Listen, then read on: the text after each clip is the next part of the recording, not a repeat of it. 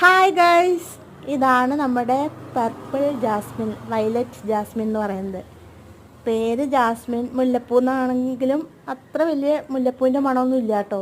പക്ഷേ നല്ല ഒന്നാന്തരായിട്ട് പൂക്കും, നിറയെ പൂവുണ്ടാവും. പ്രത്യേകിച്ച് വേനൽക്കാലമായി കഴിഞ്ഞാൽ നല്ല രീതിയിൽ വെയിൽ കിട്ടുകയാണെങ്കിൽ നല്ല മാതിരി പൂവുണ്ടാവും കേട്ടോ. ഒരു ലോ മെയിൻ്റനൻസ് പ്ലാന്റ് ആണ്.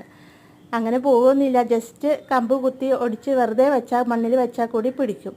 അതുമായി തന്നെ പ്രത്യേകിച്ച് വലിയ കെയറിൻ്റെ ഒന്നും ആവശ്യമില്ല കേട്ടോ. ലോ മെയിൻ്റനൻസ് പ്ലാന്റ് ആണ്. നമ്മൾ നല്ലമാതിരി സൺലൈറ്റ് കിട്ടുന്നിടത്ത് വെക്കുക, വെള്ളം വാർന്നു പോകുന്ന രീതിയിൽ ഉള്ളൊരു ചട്ടിയിൽ വെക്കുക. നിലത്ത് വെച്ചാലും കുഴപ്പവും മുറ്റത്ത് വെച്ചാലും കുഴപ്പമൊന്നുമില്ല കേട്ടോ.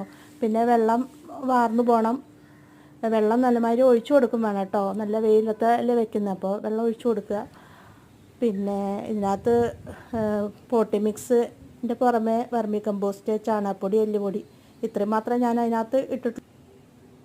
പിന്നെ അതിൻ്റെ അടുത്ത് തന്നെ നമ്മുടെ വയലറ്റ് ഇക്സോറ ഉണ്ട് കേട്ടോ. അതിലെപ്പോഴും പൂവുണ്ടാവും, പൂവില്ലാത്ത സമയമേ ഇല്ല, നിറയെ പൂത്ത് നിൽക്കും കേട്ടോ. അതാ ഇടയ്ക്ക് അതിൻ്റെ തൊട്ടടുത്ത് തന്നെ ആവേണ്ട അതിൽ വരുന്നതാണ്. ഇതിനും പ്രത്യേക കെയറൊന്നും വേണ്ട കേട്ടോ. പിന്നെ പൂക്കുന്നില്ലെങ്കിൽ മാത്രം ടാപ്പിട്ട് കൊടുക്കാം. Thanks for watching, bye bye.